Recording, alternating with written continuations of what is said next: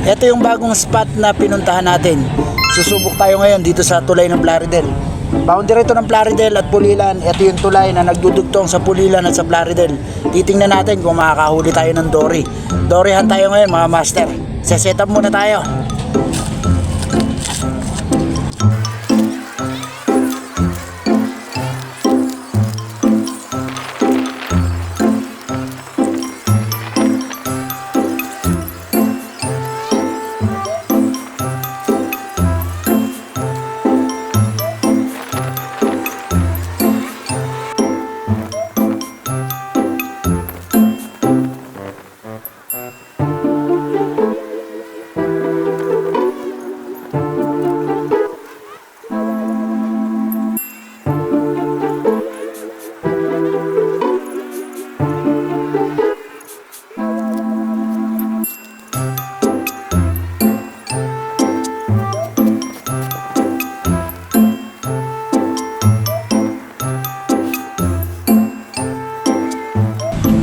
Unang hagis mga master.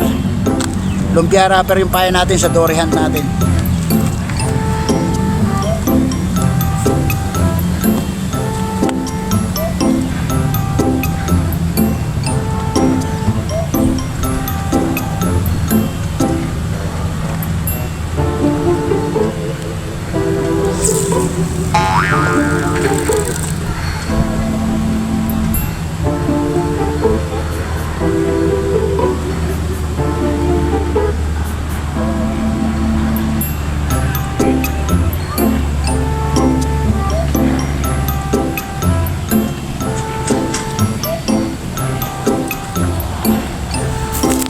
Ayan, subukan natin ha. Unang hagis natin yan mga master dito sa tulay ng Plaridel. Boundary ng tulay ng Plaridel ng Pulilan. Bale ito, Pulilan to dito sa amin. Dito naman pag tumawid ka ng kabila, ayan, Plaridel na po yan. Sumubok tayo dito, tingnan natin kung kakagat yung dory ngayon. Sa pagdodori hunt mga master, kailangan natin dito ng mahabang pasensya dahil alam naman natin na napakatagal kumagat ng dory at tiyempuhan lang din ang kagat ng dory. Kaya hintay-hintay lang tayo. Sana swertein tayo ngayon at makahuli tayo ng dory. Walang masama kung susubukan natin, di ba? Kasi nakakahuli na ng dory kahit saan eh. Kaya possible na may dory din sa lugar na to. Ayan, possible na may dory dyan. Kasi din sa lugar na yon may fish pond ng dory doon. Kaya possible na may dory sa lugar na to. At doon naman, hindi sila nakakahuli ng dory sa kabilang tulay na yun. Dudugtong din ang Pulilan at Plaridel. May mga nakaspat din sa lugar na yun, no? Sa ilalim ng tulay. Kaya lang di natin alam kung saan ang daan eh. Ang ganda sana ng spot na yun kasi malamig. Dito kasi mainit sa spot na to. Mainit dito. Pinahiram lang tayo ni tatay ng payong eh. Salamat sa may tindahan. Pinahiram tayo ng payong ni tatay. Pero mukhang mas masarap dun sa kabila. Ayan o. Nasa ilalim lang sila ng tulay. At malamig. Hindi pa tayo dun.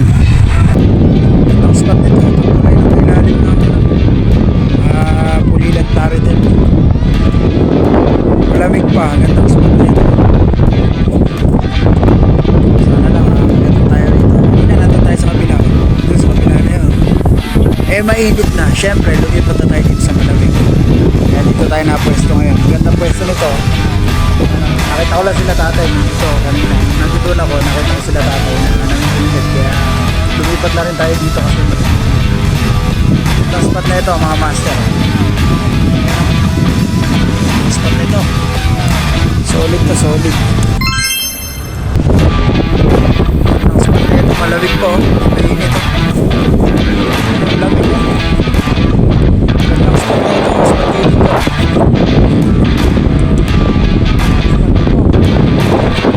ito. Magating yung janitor. Huli si master.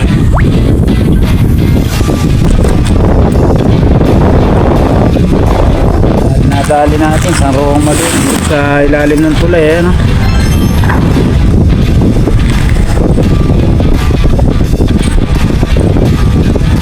Yan, sa roong nadali natin sa roong.